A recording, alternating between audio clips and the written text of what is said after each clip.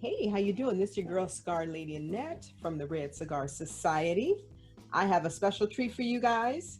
Normally I do the Sisters of the Leaf who are entrepreneurs. Well, today I have a double whammy, but I decided I'm going to interview some Sisters of the Leaf who are SHEros. I call them SHEros because they put themselves on the line, they put their lives on the line for us. And a lot of us do not take it seriously. So during the pandemic, a lot of these ladies have been on the front line. So I decided to do a series of my shows interviewing some of the Sisters of the Leaf who are essential. Okay, so stay tuned in. The lovely Tia from Los Angeles will be joining me any minute now. Let's Tia, thank you very much. I kind of gave a little introduction of what we're going to be doing this week. And basically, I'm going to be interviewing, I call them my SHEros. And basically, it's because I have a firefighter coming up soon, but it's the ladies who are pretty much putting their life on the line for us who don't really abide by the rules. So, anyway, tell us a little bit about yourself before the business. Who is Tia? Okay. So, like you said, I'm Tia Delaney, and I like that you asked who I am before I discuss being a nurse because for a very long time, I defined myself as being a mom. You know, I had my first kid when I was 20, and then my next one 12 years later. So, for about 30 years of my life, I actually had been a mom. And I'm still a mom, but, up until they were 18, raising Right. them. And so it wasn't until a few years ago that I started asking myself, who are you? Who is this woman? And I think the best way to answer that is, I'm a kind, generous, and giving person, but I am also a very positive and I feel powerful force. And I'm con- continuously evolving into the Right. woman that I am, and so who I am is always changing. My core values, the foundation, it doesn't change, but I'm blossoming into so many different things that I can be. So it's a journey for me, Michelle. Who I am is a wonderful journey and I'm loving it. Awesome, awesome. As it should be, as it should be. I always say you live and you learn. So Yeah, yeah. yeah. Okay, okay. Look, again, I can't see anything without my glasses. This is horrible. And normally I put my contacts on, but I had them all weekend, so I don't really want to put it on. Mm, Um, yeah, so tell you. I know you mentioned you're a nurse. Tell us what you do for a living. right. So I am a registered nurse. And I just recently graduated with my master's in nursing education. So now I'm a educating nurse, a nurse who can provide education. And I also am a public health nurse. I have my certification in public health nursing and my certification in case management. So I'm enjoying this. I became a nurse in the latter part of my life, I should say, in my career. And I think I was just destined to do this, but not destined to do this until now. Okay, awesome. That's awesome. So now, what made you choose? What made you switch over to nursing? What did you do before that? So right out of college, I went into the home health arena. And I've been in the home health arena almost 30 years now. Mm-hmm. I never left that arena, but I was always either administratively working. So I worked my way up, and then I became a chief operating officer and an administrator of a home health agency. And then something just dawned on me. Um, Something dawned on me, the need and the desire to want to do more hands on and be involved in the actual care of a patient. So at 39, I resigned from my job and went to nursing school and became a nurse. And I really think that the career picked me, it chose me. There's no nurses in my family. And I think that I was destined to be a nurse, but not until I was old enough and I had went through some things and was able to realize the process of healing myself, and then it gave me the energy and the compassion needed to start healing others. So I really think God had this set up for me. I had to go about Oh, it you had to a whole go different through, way. yes, absolutely. Yeah, That's I really awesome. do. That's awesome. So now let me ask you, it's kind of off the script a little bit. because I know I said, how do you feel about the career choice? But you pretty much, answer that. Mhm. So we're going into the second wave of the coronavirus. Yeah. Now, has this impacted you since, well, the first wave actually, and the second wave? Did you have to go into, working in the hospitals, or has this impacted you? It's been real interesting. So I am a hospice nurse. I'm a palliative care and hospice nurse. And so my specialty before I finished my degree was caring for people at end of life and during their transition. And so when COVID hit, everything changed because people were staying in the hospital and actually dying in the hospital. And the need for nurses of all specialties to be on the hospital floor then became so relevant. So in some ways it changed, meaning we had to learn all of these new precautions just to go into someone's home.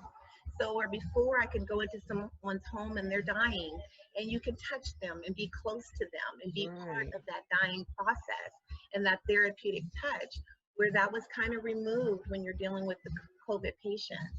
And so that was different as a nurse. We really had to learn how to have those barriers. We're still going to treat you, but we have those barriers in place. We have the shield, we have the mask, we have the goggles, we have the gown, we're going to someone's home. So that's a little different. Some of my friends, have been called in to work on the ICU floor. That's not my specialty, but a lot of them had to do a quick change and get those skills back up to par to go back in and be ICU and floor nurses. So there's been a lot of changes to what nurses have to do since COVID had to be done. Now, has it made you change your perspective on things? Not really change, but I know, like, I have a cousin who is a nurse, and she's only been a nurse maybe 2 years. And Mm, so right when all this started, she's working like darn near 24/7, and she's just, she's so frustrated. She's like, oh my God, did I go in the right field? And yeah. there's so many people that are so stressed out about it, and I feel horrible. My girlfriend, same thing. Cynthia is, or Cindy Bear. Yeah, Um, yeah. yeah, she does what you do. So Hmm. I'm actually, she doesn't really smoke, but I'm going to interview her a little bit later Hmm. on in the week. But um, yeah, I feel really bad for you guys. So what are some of the things you do to cope with the stress from your day-to-day activities, should I say? I've always been an avid book reader. And so being a nurse and then reading books, it's like it takes you away from the stressors of the day. So that's always been my go-to. I love to read a lot of the crime novels. So I'm a David Baldacci, James Patterson, Patricia Cornwall type of person. But I also like to read a lot of autobiographies. So Okay. reading someone else's story kind of takes me away from the stressors of what's going on in my day to day. So I just finished Michelle Obama's Becoming, which was phenomenal. I used to love to really travel, and so that, of course, is on hiatus. So, sometimes it's just coming home and unwinding and having myself a good cigar.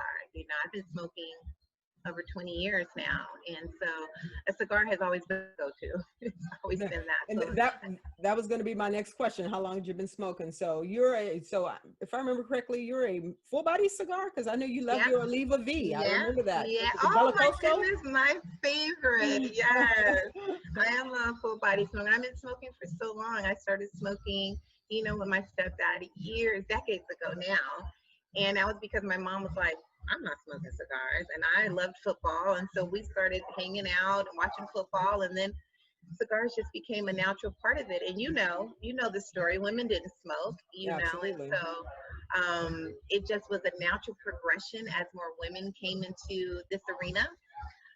And I mean, now, look at all of the amazing cigar lines that are out there now.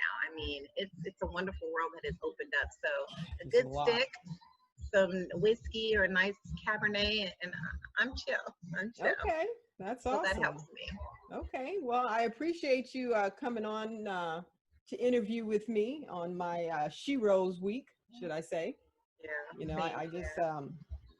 this whole coronavirus thing it's got me like a crazy woman, Yeah. literally. I've never been a germophobic. I'm like a germophobic. I'm just like, Yeah. You know, And I like to say something about that too, okay. because you have a great audience, and to those out there who don't believe that COVID-19 is real, you know, it's so hard for me to rationalize and have conversations with those people because it is real. And I remember in March that when they first announced COVID and shutting us down, I too was like, what? We've dealt with TB and influenza A, influenza B. We've dealt with so many things. We're America. We can handle this. But we didn't handle it well. And I just ask of anyone watching this to, if you don't believe in COVID, that's fine. But if you have an ounce of empathy in you, then wear your mask and social distance. All the partying and all of those things that I see, Michelle, it's so disheartening because I don't think they understand that the essential workers and not just nurses. I'm talking about anyone who's working in the medical field, the Mm-hmm. people who work the front desk, the people at the grocery stores. We are not allowed to be around our families at times. Sometimes they're working in the COVID units and they can't see their children, their spouses. And I mean, I haven't seen my grandmother as far as being able to be around her, but maybe twice during COVID. And she lives like 15 miles from me. So I just ask people, if you don't want to believe that COVID is real, have some empathy and understanding for your fellow American and just follow the rules for a minute so that we can get out of this Absolutely. pandemic. Absolutely. One thing I forgot to touch on is you started a business, right?